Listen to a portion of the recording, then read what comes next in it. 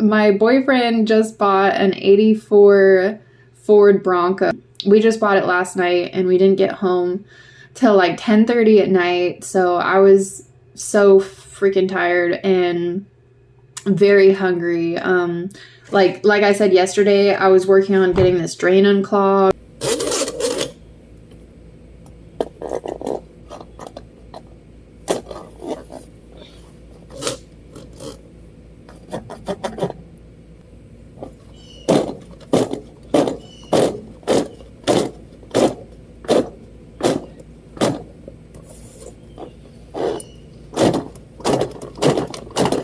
And I was able to get the clog out by doing that, thank God. So our toilets are working and all the drains are draining, which is great. That was very exciting.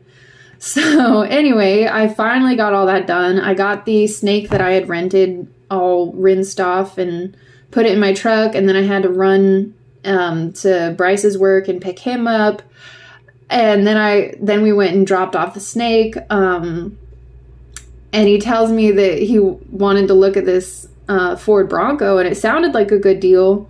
And I love Ford Broncos. So we drive up to Ozark last night, and it was like an 1.5-hour drive. We get there at 6:30 or so.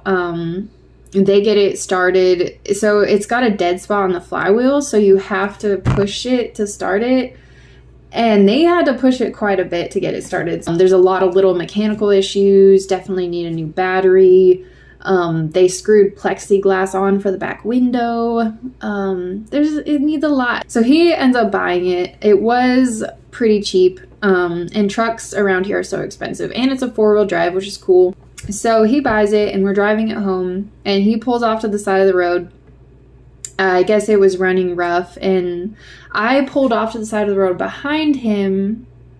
Oh yeah, rewind. When he's test driving it, he realizes that the brakes don't work very well at all.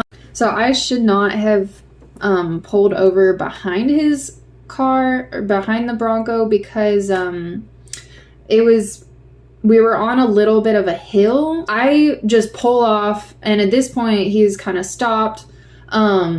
And then I got out to see what was going on, but then it starts rolling backward. I thought he would be able to stop it with the emergency brake, but apparently that also does not work very great. I guess especially on a little bit of a hill, so it starts rolling backwards. I try to jump in my truck and get it out of the way, but I couldn't get it out of the way in time. So the Bronco barely backs into my truck. There's probably like a little ding in my bumper, which I'm not worried about. It already had some little dents. So I was a little bit upset at first, but he felt terrible, and it really wasn't a big deal. And I wasn't upset at him. I was just like, I was a little bit cranky with the whole situation because I was just starving and dehydrated, and I'd been working on that drain all day, and I felt gross, and I just wanted to go home.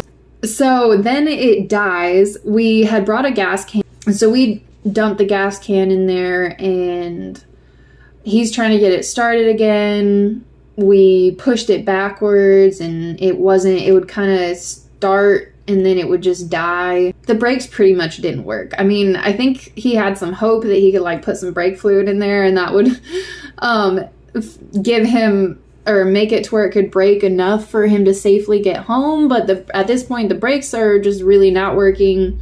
We're not having a hard time getting it started.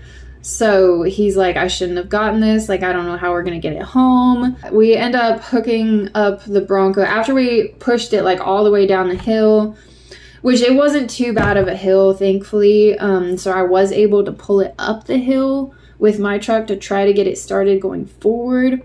And it would kind of start and then die, and then he'd get it started and then it'd die again, and it just wasn't happening. We get to the end of the dirt road where we're supposed to turn onto the pavement. I'm like, well, we can't turn onto the pavement like this. So we get his car turned around, hook it up to my truck again, and I start pulling it again. He gets it started, and it actually stays running this time. So we get it running, and then he's like, well, we need to just keep going, because he was worried if he, slowed down or stopped that it would die. So basically, I At first I was driving behind him. We were talking on the phone. He's like, you need to get in front of me because my phone's about to die and I'm going to have to follow you because I had Google Maps on. I'm not super familiar with it, the roads up there yet. So I'm in front of him and he's following me.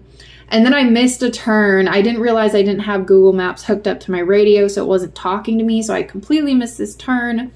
And my contacts were kind of blurry too. This was not the safest thing we've done. But I couldn't really stop because he was worried about stopping it, and it's hard to stop with the brakes. So I take a right turn, and I took it kind of fast because the maps was trying to redirect me and I couldn't see the turn until the last minute. They have these tiny little roads. So anyway, I take this right a little too fast. And I see him just pass the turn that I took. And I'm like, oh no, like his phone's dead. He can't get a hold of me. He can't stop. He doesn't know where he's going. And so I turn around as fast as I can. And then I get behind the couple cars behind him. And I'm just thinking, I've got to figure out a way I can pass these cars legally. And safely, and and then eventually pass him and get ahead of him again, and then he'll know where to go. So thankfully, he kind of pulls off to the shoulder, and the two people behind him pass him, and then I pass him and kind of slow down so he can get behind me. And then now at that point, we still had like an hour, 20 minutes to go. So, and then for an hour and 20 minutes, we're just driving like that. And I'm trying to stay like close enough in front of him. I'm trying not to go too fast so that he can see where I'm turning. But then he's trying to stay behind me because of the brake situation. He doesn't want to run into me again. We did go through this one little town. Like it was mostly just like roads out in the middle of nowhere, like not a lot of stop signs, but we go through this town and there's a stoplight there, and he almost ran into me again. I was really slowing down before this stoplight because I was hoping that it would turn green before we got there, but it didn't, so I had to stop. And then I just see him coming up behind me, like trying to pump his brakes and downshift and everything, and then he kind of turns off to the side, and he's like next to the bed of my truck, and then the light turns green, and so I like sped off. It was a very stressful drive, but yeah, we got it back. It's in the backyard right now.